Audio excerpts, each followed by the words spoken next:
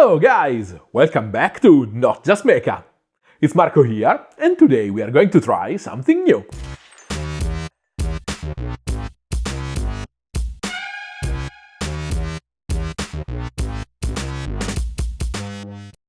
If you follow me only on YouTube, you may think that these days I'm taking it easy. But actually, my work behind the scenes has tripled with the increasing amount of teaching and competition/box art painting that I'm doing.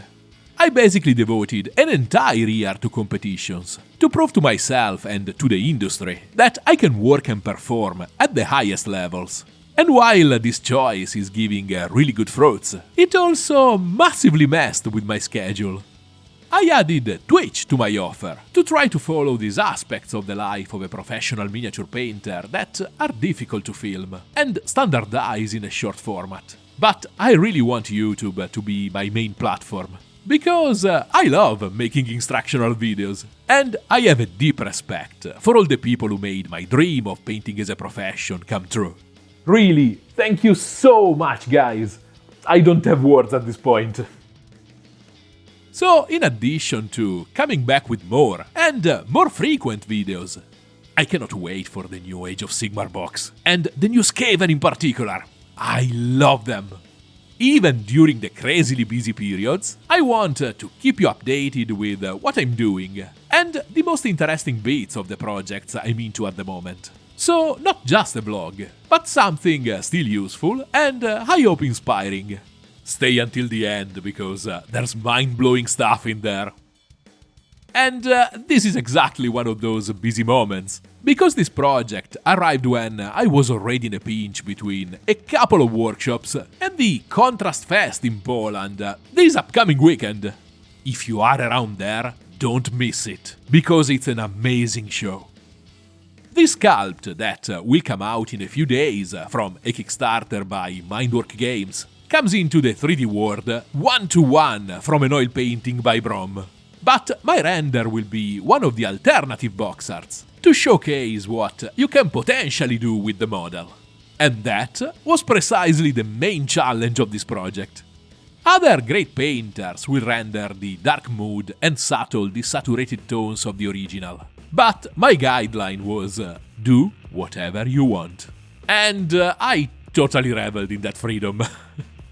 As I often do when a model has a super strong, iconic box art, I simply went for every possible opposite and embraced the output. So a dark, detached, evil witch in the shadows becomes a luminous and colorful druid / Mother Nature, full of sorrow and on the path of war to avenge crimes committed against her forest. Never start a piece without a strong story already in mind, or you'll lose control of the work pretty quickly. Every time I'm facing a project that I feel is more challenging, or I simply want to play it safe and have more margin for adjustments, I keep the process that simple, and I go back to my roots of value sketching in black and white. The sketch let me play with the most important structural aspects of the light of the scene, and the shapes and volumes it generates with extremely low stakes. Because if I need to change or fix something, I only have a few shades of grey to move and work with.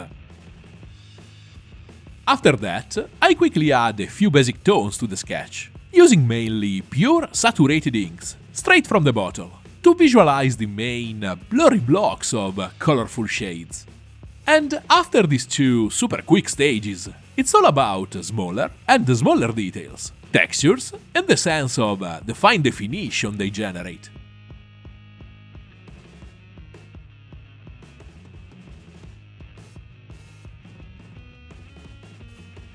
And that translates in hours and hours of micro-steepling on the skin, to make it structurally more and more realistic. Or again, hours of thin lines on fur and feathers. Display painting is for me not really different from army painting. The core concepts and steps are literally the same, And the only difference is in the amount of time and energy you spend adding smaller and smaller details, and finer and cleaner information.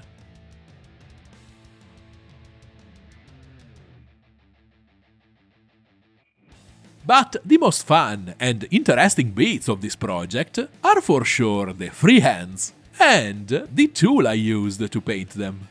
You'll never guess what I used. Ready? My new cheat code for this kind of stuff is tubed watercolor and real gouache. In the past, I tried using watercolors in solid pans for miniature painting, but except for a handful of weathering effects, they never worked for me. But these high-density, creamy watercolors are a totally different thing. Long story short, out of the tube and with a minimal amount of dilution, they totally behave like acrylics. That you can erase without leaving any trace with just a bit of water. Watercolors are technically more transparent, and gouache is the opaque, covering counterpart. But when used without a massive amount of water, they basically cover in the same way and entity. After their last application, you should fix and block them in place with a layer of varnish, because they will remain eternally water-soluble. But since this is a display model that will never be touched, and basically on almost every part, I went over them with a definitive layer of acrylics to reinforce the opacity, or to simply add extra shades and tones. I didn't even bother doing that. This is just the most obvious use, just the tip of the iceberg of what we can do with them. And in the future, we are going to explore more and more of these possibilities. I know, an explosion of potential applications is rumbling in your brain at the moment. It happened to me too. And they have been great even for painting the face, because I was able to change the expression and the shape of the eyebrows a couple dozen times, with absolutely no stress.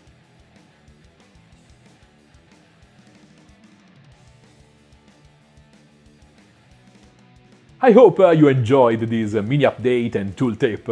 Again, these shorter videos will not change or replace the normal content in any way. Actually becoming extra content to better stay in touch, showcase what I'm doing, even if not super YouTube friendly, or to deliver quick bites of information that deserve their own video. See you this weekend at Contrast, so come to say hello and have a chat.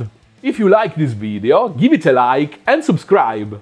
Remember that you can ask me anything down below with a comment, you can follow my projects during the week using one of my socials, or watch me painting live on Twitch. Check the schedule of the streams on the Twitch homepage. And if you want to support my work, check my Patreon page and join the community, or maybe ask for a commission. See you next week, guys!